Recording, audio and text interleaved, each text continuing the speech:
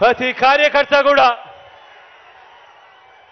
కార్యకర్త booth committee సభ్యులుగా, గృహ సారథులుగా, వాలంటీర్లుగా మీ పాత్రే అత్యంత కీలకం.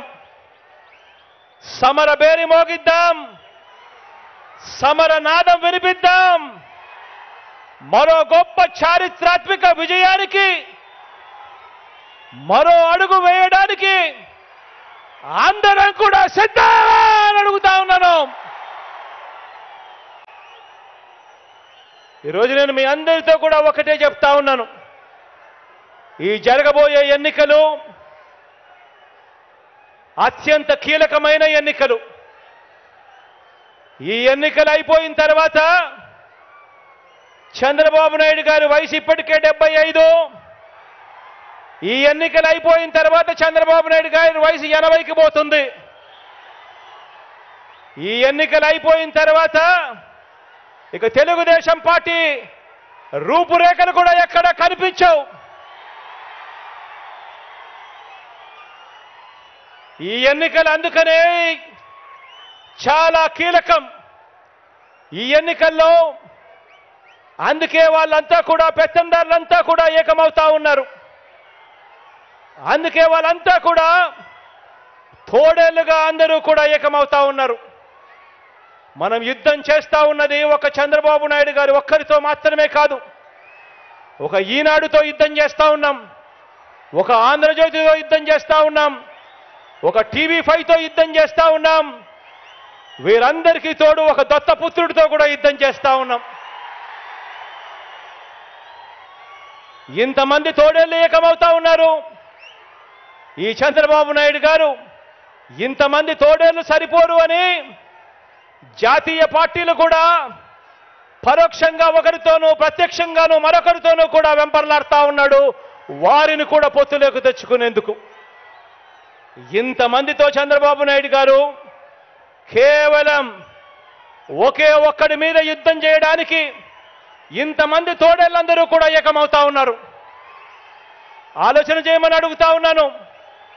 అందుకే ఈ ఎన్నికలు చాలా కీలకం. ఈ తోడేళ్ళన్నిటినీ కూడా ఎదుర్కోవాలి అనంటే మీ జగన్ ఒక్కడికి సాధ్యం కాదు.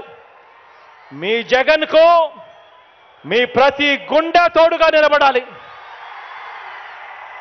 మీ జగన్కు ప్రతి ఇంట్లో ఉన్న ప్రతి అక్క చెల్లెమ్మ, ప్రతి ఇంట్లో ఉన్న ప్రతి అవ్వ తాత, ప్రతి ఇంట్లో ఉన్న ప్రతి తల్లి తండ్రి, ప్రతి ఇంట్లో ఉన్న ప్రతి రైతన్న కూడా మీ జగన్కు తోడుగా స్టార్ క్యాంపెయినర్గా బయటికి రావాల్సిన అవసరం ఎంతైనా ఉంది. ఈరోజు నేను చెప్తా ఉన్నాను, ఈ ఎన్నికలు ఆషామాషి ఎన్నికలు కాదు.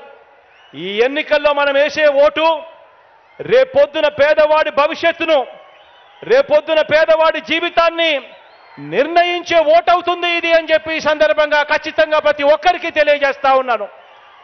పొరపాటు జరిగింది అనంటే పేదవాడు అతలాకుతలమవుతాయి పేదవాడి బతుకులు అన్నది ప్రతి ఒక్కరూ కూడా గుర్తుపెట్టుకోండి. పేదవాడు బాగుపడాలంటే పేదవాడి భవిష్యత్ మారాలి అనంటే ఆ పేదవాడి పిల్లాడు రేపొద్దున 10 సంవత్సరాలకో 15 సంవత్సరాలకో అనర్గళంగా ఇంగ్లీష్ మాట్లాడుతూ పెత్తందారుల పిల్లలతో పోటీ పడుతూ ప్రపంచంలో ఉన్న పెద్ద కంపెనీలలో ఉద్యోగాలు సంపాదించుకోవాలి అంటే ఈ జరగబోయే ఎన్నికలు అత్యంత కీలకమన్నది ప్రతి ఒక్కరూ కూడా గుర్తుపెట్టుకోండి. ఆ పేదవాడందరూ కూడా ఏకం కావాలి. పేదవాడి ప్రతి గుండె ఏకం కావాలి. ప్రతి పేదవాడు ఏకమై ఈ పెత్తందారుల పార్టీలను పూర్తిగా కూడా నాశనం చేసే పరిస్థితిలోకి రావాలి.